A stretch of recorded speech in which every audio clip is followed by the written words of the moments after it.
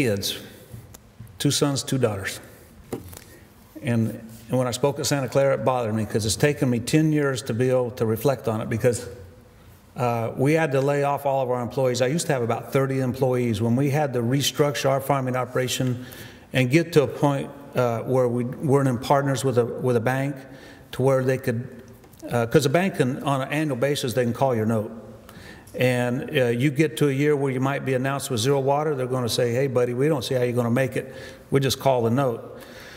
When we did that, we cut back. We ended up, this is not our farm, but we grew pistachio trees, and we did all of our own pruning and our irrigation. I had plenty of help at home, 4 kids, 2 quads, and 1 tractor. Since then, we've had to downsize, and we actually, there was not enough room on our farm. None of my family is working with me. They've all had to go out and obtain other jobs. And we're survivors. We're going to make this work. But unbeknownst to us is what we have in common are things that are going on in the Delta that my college career was involved in entomology, plant science, and ag business. I never dreamed that I'd have to go learn about sewage plant operations and what's killing the fish species in the Delta, because that is what's restricting our water supplies, is the species are not surviving in the Delta, and we got to know what's causing it and what's contributing to it. They need to stop it. This was taken at a farm that these trees, it doesn't matter if you have drip irrigation, when you don't have enough water, you got to part, or your ranch has got to dry up. We have people that have drip irrigation on tomatoes that is very efficient, and they had to dry up tomato fields last year that they had drip irrigation on, simply not enough supply. They invest about $1,000 an acre on the drip system. You have to make payments on it, whether you grow a crop or not. This is a roll call of a particular vote that occurred last year. I'm going to speed past it. I've emailed this to Linda Marnes. I do have, there's a flyer in back. If you got it, it says warning, Great Delta Toilet Bowl. There's 3 entities on there that you can contact. We have a website on there for Water for All, Families Protecting the Valley, and sustainabledelta.com. And please, you can contact us. You can get on our email list on these water issues, and we'll respond back. I'm going to email this to, and I have to Linda Barnes, and she can disseminate it out to anybody that wants it. This happens to be a vote that occurred that was very distressing to us. Last year in July, we had water legislation moving through Congress called Turn on the Pumps and Keep Them On. It simply is almost verbatim the same legislation that was passed in 2003 that restored water deliveries to New Mexico, Albuquerque, the citizens there, and to some farms. It passed with almost unanimous consent. Dianne Feinstein, Barbara Boxer, George Miller, Nancy Pelosi, Henry Waxman, all of them voted for it. It was bipartisan support.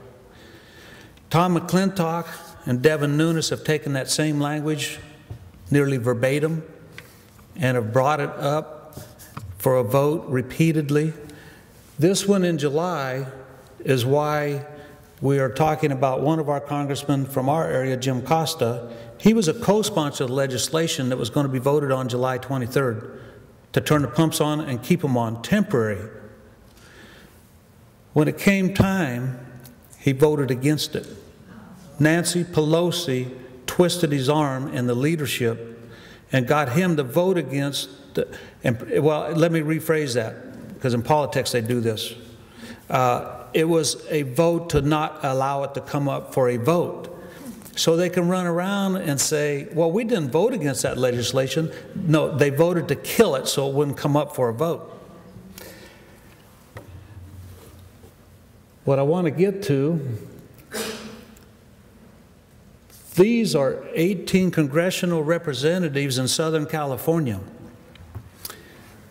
These people voted against turning the water pumps on that would deliver your allocation to you here in Southern California. We have a problem with one of our guys up in our neck of the woods, and we're going to do everything in our power to get rid of him.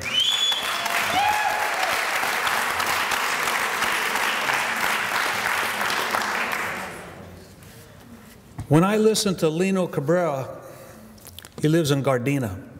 I'm not sure who the congressional representative is in there. I went and researched this and got the roll call, and I went through, and these congressional districts are very gerrymandered, and so there's a lot of cities that they represent.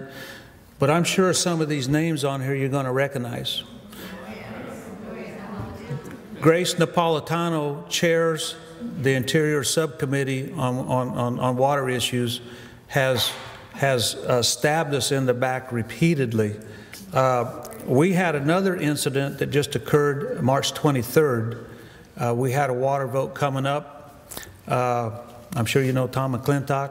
We appreciate him. I think he started out down in this area. He sits on that water committee.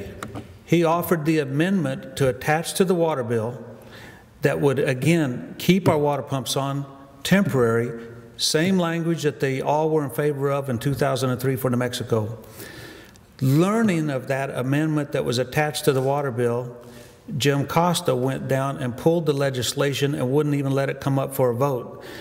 And April 1st, our pumps went and got turned down to about 10% capacity. That's why you're not getting your water, and that's why we're not getting ours. Jim touched on this. It's the first time I ever been to the Delta. With Jim, we went up there. I'd never dreamed about going there. We got 13 cities around that Delta. They're currently permitted to dump nearly 400 million gallons of sewage, partially treated sewage, every day into the Delta. I went up there. It stinks. The sewage contains 125,000 gallons of ammonia every month that they discharge in there, along with the pesticides. Go ahead. I mean, you want to finish. What's that? You want to finish? I mean, I don't Okay. Here's how much we've done, 17. Okay. Well, let me wrap this up, because really, my goal was to come down here and talk to my urban neighbors and friends down here, because we have a lot of in common. You folks are no different than what we are. You've just been busy working everyday life, and yet your cost of your living is going up in ways that it shouldn't be going up. And we need to hold people like these that are on this list accountable, and we could use your help, and we'll do our part up in our neck of the woods, and thank you.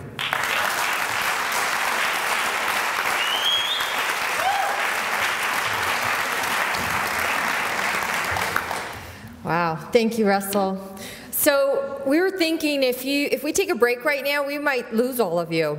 So what if we just went straight to question and answer, and then following that we have, we recess to the, or we just go to the reception in the lobby and enjoy the refreshments there. I mean, I don't know if you want to stand up and stretch your legs, but how about that? Can we go ahead and move into question and answer? Is that good? I think that'd be great. So, and I want to thank Don Wagner. Are you still here, Don Wagner? Yes? Is he here? He stepped out. Okay, I want to thank him very much. But here with CRA, CRA was proud to help sponsor